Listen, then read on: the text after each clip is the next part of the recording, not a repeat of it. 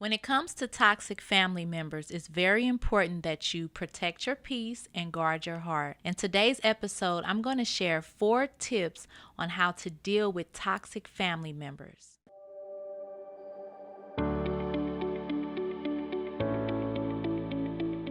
So today's message is all about 4 tips. I'm going to share 4 tips when it comes to dealing with toxic family. Now, these tips are going to help you to begin to have more healthier relationships when it comes to your family, because a lot of times people are struggling in toxic relationships with their family members. And so you want to ask yourself, do you deal with this struggle with some of your family where it's just hard for you to connect with some family members?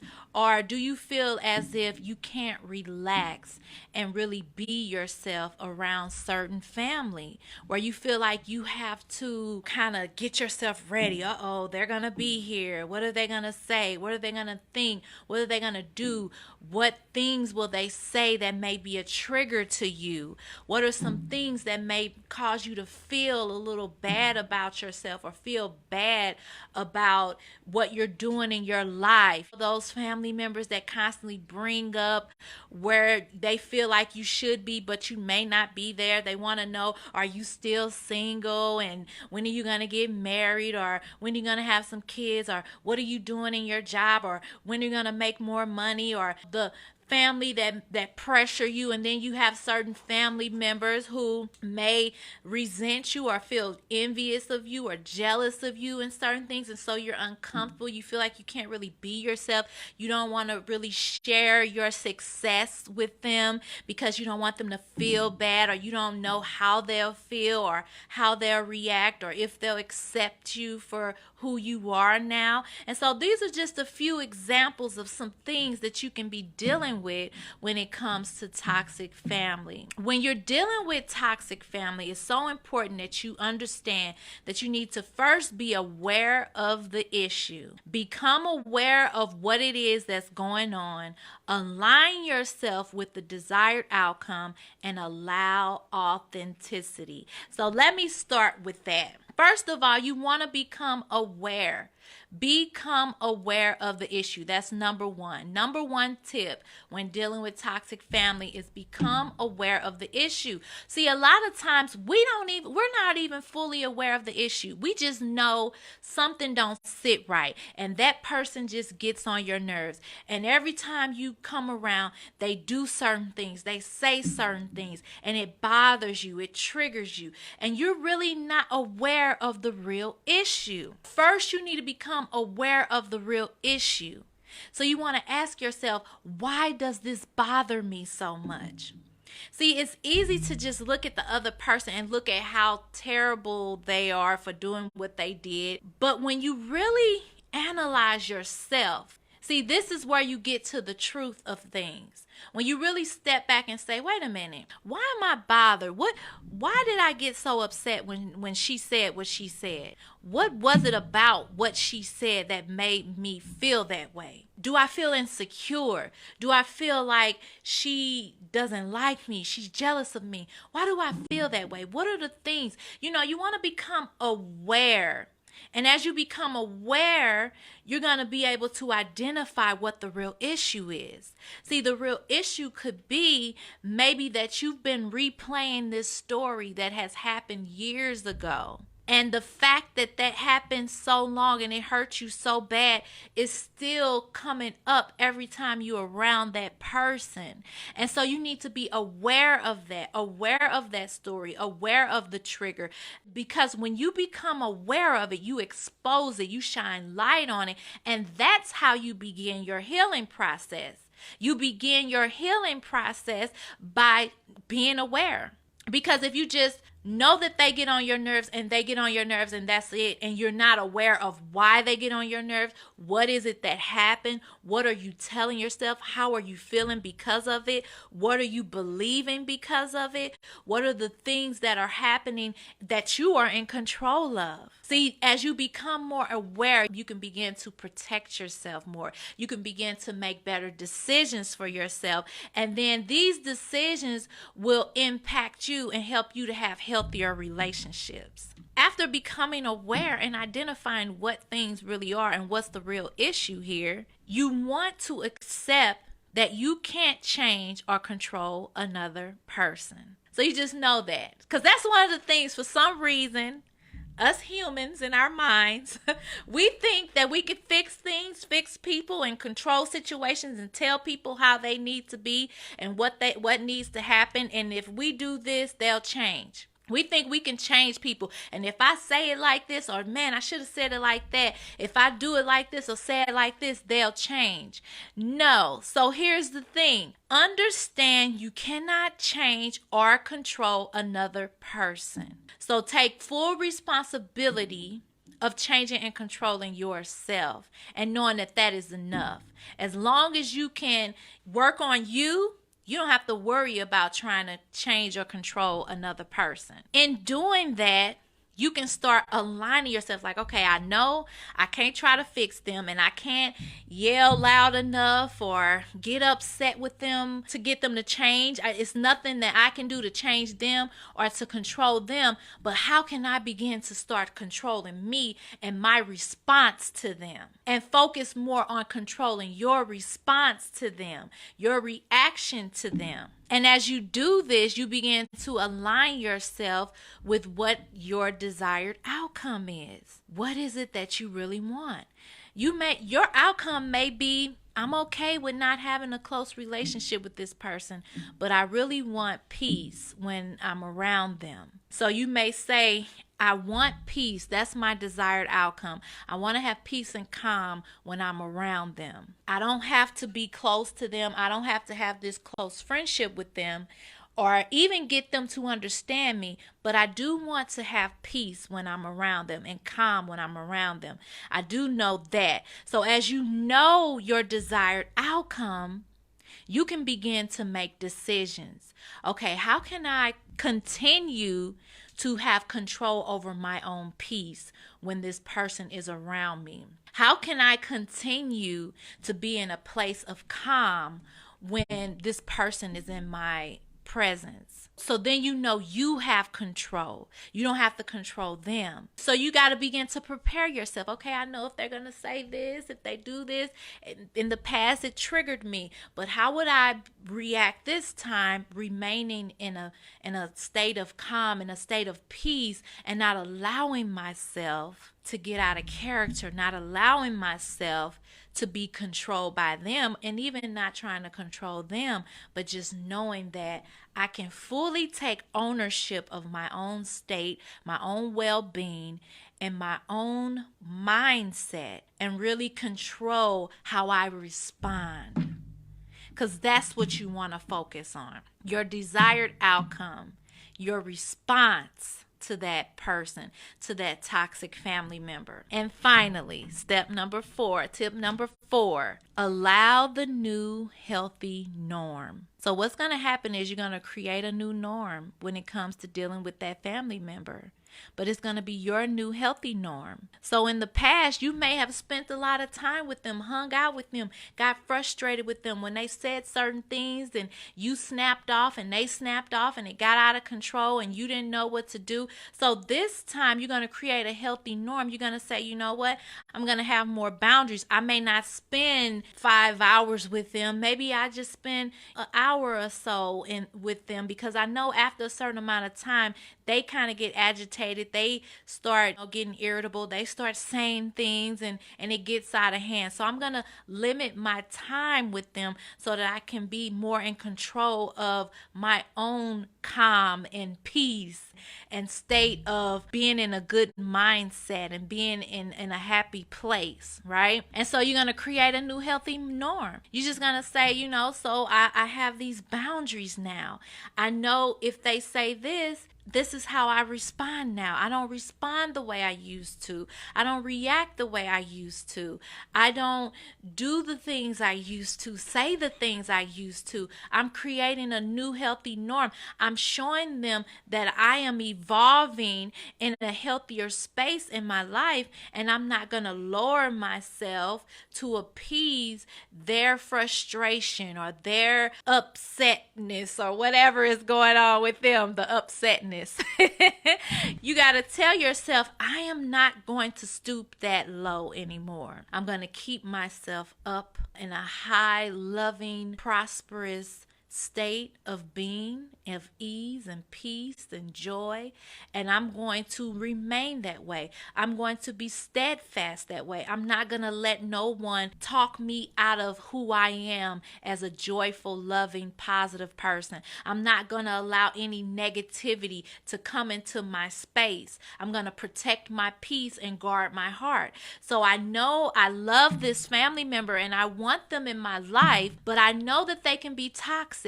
So I have to prepare myself for what could happen. And in doing that, I'm still sending them the love that I have for them. I'm still remaining in a space of love and joy and peace and calm. And I'm going to continue to guard my mind. I'm not going to let what they say and do to trigger me, to be upset, to be frustrated, to be angry. I'm not going to let those things get to me anymore.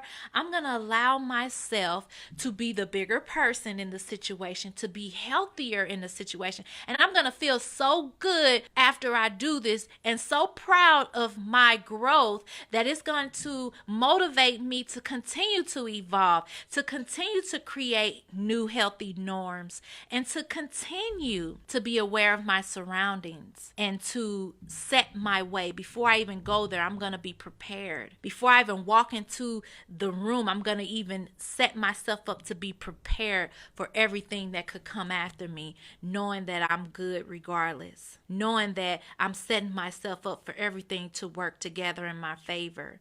I'm not just going to go in there not even knowing, not even being aware, and just be upset when things happen and catch me off guard. No, I'm going to prepare myself for the atmosphere. I'm going to prepare myself for the environment that I'm walking into, because I know that who I am, I'm a spiritual being.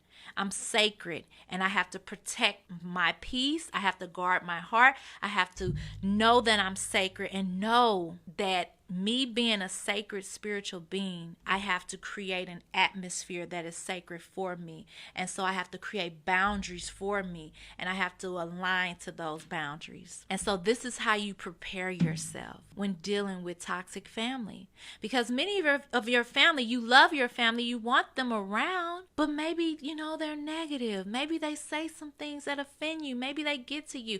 Maybe there's some toxic family you're dealing with that you still want to love and support. There are ways to guard your heart in that. So I'm going to read an excerpt from my book, Sis, Be Nicer to Yourself, How Self-Sabotage and Codependency Blocks You from Manifesting Love, Happiness, and Money. So the excerpt says, codependent relationships are when you excessively rely on another person emotionally and psychologically. It is when you believe you cannot healthily function throughout life without another person. There are two roles of a codependent relationship, the victim and the fixer. The victim is often the one in need. The victim is addicted to being rescued. However, the fixer is addicted to solving problems. The fixer is often exhausted and depleted from working so hard to fix everything and everybody. Sis, be nicer to yourself. And you can pre-order your copy at sisbenicertoyourself.com. Get the book, and I want to encourage you to apply those 4 tips of dealing with toxic family. I'm going to go over those tips real quick one more time before we start. Ask Pat and Rainie. It says, number 1, become aware of your issue. Number 2, accept that you You can't change or control another person. Number 3, understand your desired outcome. And number 4, allow the new healthy norm. All right, let's get to it. We're about to have our questions and answers time. My husband Patrick will join us now.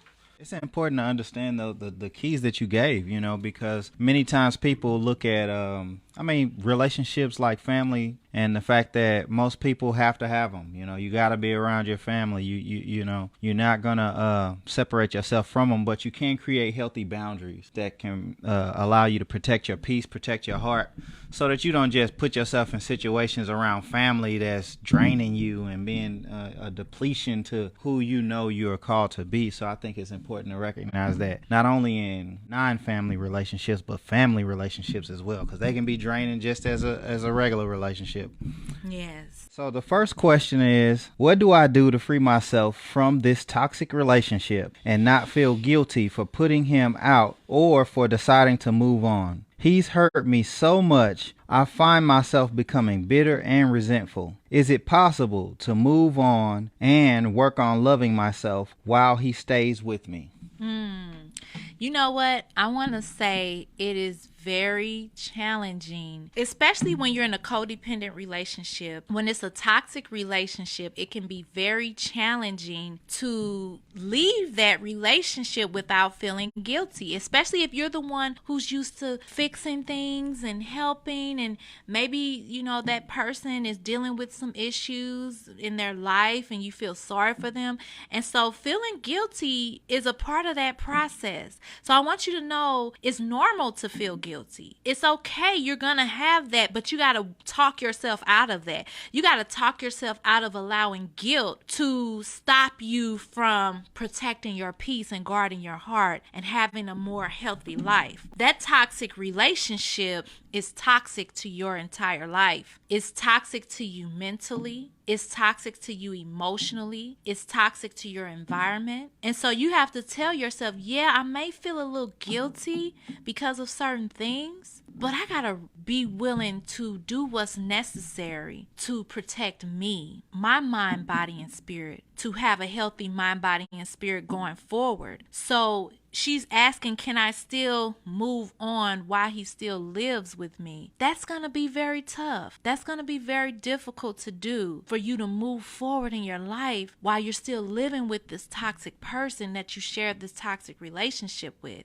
I always tell people to do the no contact process, where you just go a process without even having contact with that person. And that's to help you speed up yourself to be able to heal and to get through it. But if you seeing that person every day and you hearing from them, they're talking to you, they're in your space, in your face, that's going to be a challenge for you. You want to kind of align things to really serve you better. Yeah, and the one thing you can't get back is time. And the time that you spent with a person that's been draining, that's been hurting you, that's been treating you wrong, you won't get that time back. And as guilty as you may feel for making the right decision, know that the right decision at times can be tough, and it can cause you to question the decision. But know that if you're making a decision for the betterment of your mind, body, and your spirit, to get out of a relationship that's been hurtful to you for so long, that it's the best decision to make, and there's no time to make it than now. And you got to take action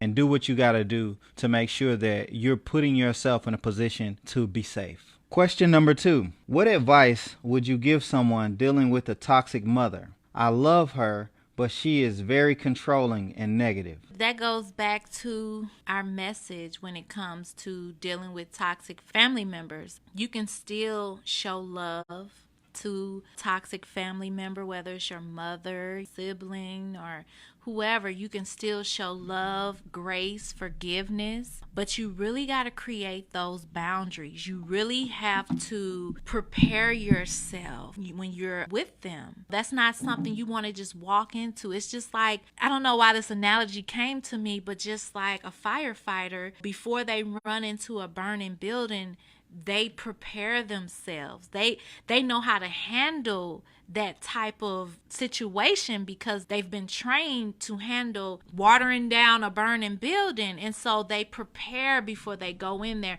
They don't just run in there. When you are dealing with toxic family and you know you're going to spend time with them, you're going to their house, you want to prepare yourself emotionally, mentally before you go into that environment, because you got to understand what you're getting into. The same thing with a toxic, mother. If she's controlling and she's negative towards you, but you love her, but yet you don't have a good relationship, and maybe it's triggering, maybe it causes you to have anxiety, prepare yourself for that. Prepare yourself, prepare your mind for that. Create those boundaries. Okay, I'm going to just spend this amount of time with her today. I'm going to just focus on the things that I love about her. I'm going to just focus on encouraging her and just being thankful, because even though maybe she was negative growing up, it helped me to be a stronger person. It helped me to learn some things, to get to a place where I am now. So I am grateful for the experiences I have, even though they wasn't perfect. I can turn them around for my good. I can recognize them and be grateful for them, and to be appreciative of my mother and for just everything she did in my life and how I'm here because of her. And just find things that you can be grateful for and just focus there, but really prepare yourself for that environment. What is your desired outcome for the interaction? You have love and care. You want to show regard and respect and appreciation for your parent. So just know that that's your desired purpose, to interact in that relationship when you all are there. But I think it's the key to it is creating new healthy norms for how you guys interact with each other. That person, we already established that we don't have control over another person, and we can't change how they interact with us, but we definitely can change how we respond and how we interact with them. And you can create new norms and new traits of dealing with each other just by how you respond, how you talk to them, and even how you cut off conversations that are heading down a negative road, or how long you indulge in such conversations or such environment. But you can create a new norm that says I'm no longer just going to be accepting just the negative energy and not say anything. I'm gonna cut that off just so I can protect my peace, but I'm still going to be present. I'm still going to be available because I love you and I care for you, and I don't want to, just walk away from you like that. So that's really good. Do we have any questions in the comments? She said, how do you get out of feeling so depressed where you can't leave the house? It sounds like if you can't leave the house, maybe you're dealing with some fear as well, depression and some fear. I want to encourage you to really start focusing on controlling or reprogramming your mind. And you can do that through meditation. You can even do it all the time. You can look up meditations on YouTube to listen to. You really got to clear your mind, and you want to become aware of what it is that started that. Just write all the things down. Write it out. Get it out of you. When you write out the issues, the fears, the things that are stuck in your mind, you release them on an energy level and you put them on paper. They out of your mind and on paper, right? So write it down. Maybe you've been through some really toxic things recently. Maybe a relationship. Maybe you've been through some mental abuse or something, that's causing you to feel like you can't leave the house. Maybe you're having some fear, some things that happen. You're afraid of some things. Get it out of you. Get those thoughts out of you and begin to, every negative thought that you have or situation that has caused you to feel that you are, hostage in your own house, as you write them out, read them over and write down positive thoughts that are the opposite of those things, and begin to declare those positive things over yourself and speak it over yourself over and over again. We are spiritual beings. We have a mind, and our minds are on autopilot. And so a lot of times we don't even realize the thoughts that are replaying in our mind over and over again that's causing the fear, the anxiety and depression, the feelings of depression that comes from thoughts that have been replaying over and over again in your mind. And so you got to shut it out. You got to begin to take control of your mind. And you do this. See, people often say medication and everything, and I'm not talking against medication and everything. I'm talking about really getting to the root cause. And the root cause, it starts with your thoughts. figure out what are those thoughts and begin to pull them down. I love the scripture that talk about pulling down, casting down imaginations and every stronghold that come against the knowledge of God, which means everything God is saying about you and God has said about you is good. See, God has a prosperous future for you. So if you're thinking something negative, that's not of God. So it's time for you to pull those thoughts down and align with what God says you are, and that you are an overcomer, that you are strong, that you are abundant, that you are healthy, you are wealthy, you are loving. Speak those things into your life. Speak words of life into your situation and allow, you gotta be on it. You gotta do it like repetitiously over and over and over and over and over and over again. You don't stop, because I'm telling you, it's a daily practice, and then you're gonna see some improvement as you keep doing it over and over again. But you gotta reprogram your mind. It starts in your mind. Yeah. Okay. Toxic child, same thing. I would say, what is the issue? And this is what I always like to tell people when it comes to kids. Kids really want to be heard, listened to, understood.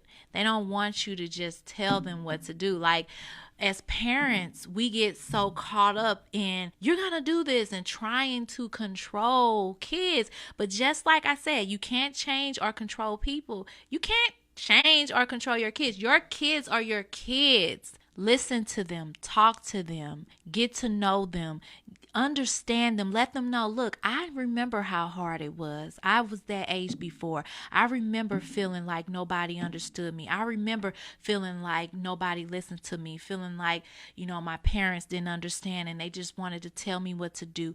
I know what you're going through. You may be dealing with more than what I dealt with growing up, because look at the world we live in today. I don't know, maybe some things happen at school, or maybe your friends are saying some things to you right now and you just need someone to talk to. I want you to know that I'm here for you to talk to me. Just let them know and listen to them. Just open up and become more, not the parent I'm trying to tell you what to do. Just, I am here to support you, to listen to you, to guide you, to share my experience. I wasn't perfect. I dealt with things. I struggled.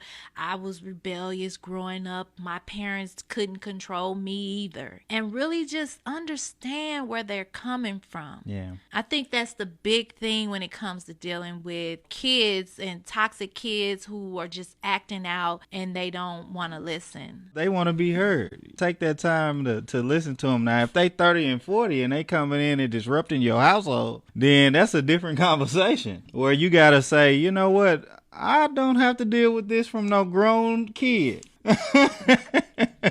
And just setting them straight for a moment to say, I'm protecting my peace. I'm not finna deal with that. You grown. That's true. You figure it out. Don't bring your issues into my house. Grown.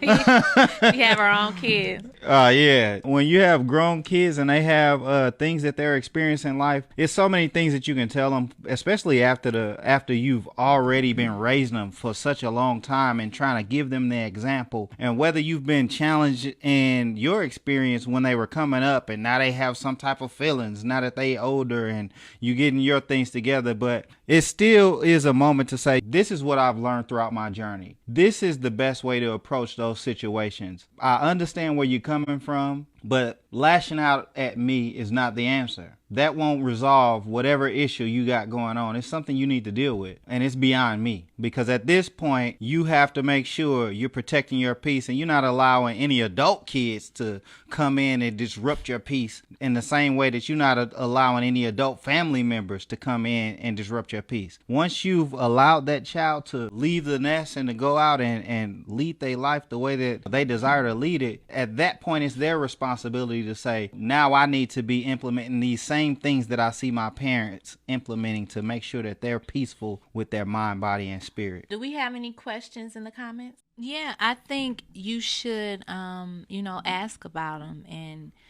communicate your interests. I think you probably feel kind of blocked in a way from moving forward because you've never met him before and you don't know how he would respond, or you kind of unsure of what would be or what would come of it, I say go after it. A lot of times we have these desires and we have that fear of, what's on the other side of that in the unknown. Think about your life and think about the opportunities you have, and whatever it is you desire, go for it, even if you feel that little bit of fear, because a lot of times on the other side of that fear, you grow from it and you'll have a gift on the other side. And I don't know if the gift would be a closer relationship with your biological father, but it could be the gift of you having a new awareness that's setting you up for the next level in your life and what it is you desire to move forward in your life. And sometimes it takes us making these decisions and just going after those little things that we have, that little gut feeling, and just keep leaping and trusting that as we move forward, there's something even greater, on the other side. A lot of times we don't make that decision because of fear of failure or fear of not winning, but knowing that just the process, just the experience of it is a win. The process of you having the courage to own it and to go after it and to address, like, this is what I desire. I'm interested in meeting my biological father. Could you give me an idea on what I could do? Ask your family. It's okay for you to do that, because as you do that, just focus more on the process of it. Don't focus on the outcome. Well, what if he say no? What if it's rejection? Or what if it's this or that? Don't even think about the outcome. Just be so proud of yourself for going through the process, for making the decision to say, I'm going to make a step towards what I desire. And regardless of how the outcome is going to be, that's none of my business. That's just me doing my part and showing my effort. That's going to make a difference in your life. Yeah, and I think that it's important to go ahead and take those steps in order to be able to try to connect, because I think as long as you are disconnected and you feel like something is missing, there'll be a void that you feel inside of you, like, I really want to do this. I really want to get some type of reconciliation in this relationship. That's why I think it's important to go ahead and pursue it, to reach out to your family, to see, whom you may be able to contact with and who can connect you with that individual, just so that you can get closure on that feeling that you have that you've been missing out on something for so long, because so many people grow up in fatherless households, and realistically, a lot of people feel like they've been missing out on a relationship, and they want to meet and connect with their biological parent, even though there are moments to be thankful for the men and the influences that we've had in our lives throughout our rearing. And we have the opportunity to say, I'm thankful for all the men that have contributed to me in my life throughout my years, but I want to make sure I get closure in this situation. And I want to reach out and I want to meet my biological father. Whatever the desired outcome is for that, know that you can't control the other person. All you're doing is making sure that you're at peace with yourself and you're bringing closure to this situation that you feel that's lingering in your life. All right. Awesome. Well, this is a really, really good show. I enjoyed connecting with you guys today. And be sure to, if you have any questions, you can always email us at support@RainieHoward.com. And we would love to answer your question. Join us again every Monday and Friday at 11:30 a.m. Central Standard Time. We love you guys. Thank you so much. Enjoy the rest of your day. Yeah, y'all have a blessing. Be sure to get your copy. Pre-order your copy of Sis Be Nicer to Yourself. All right. Love you guys. Bye. Thanks so much for tuning in. This was a great episode. I really enjoyed this message and connecting with you. Now I want to hear from you. How will you begin to create boundaries when it comes to dealing with toxic family? Let me know. Share your advice also. And be sure to like and share our messages with others. And don't forget to subscribe to our channel. We'll see you in the next show.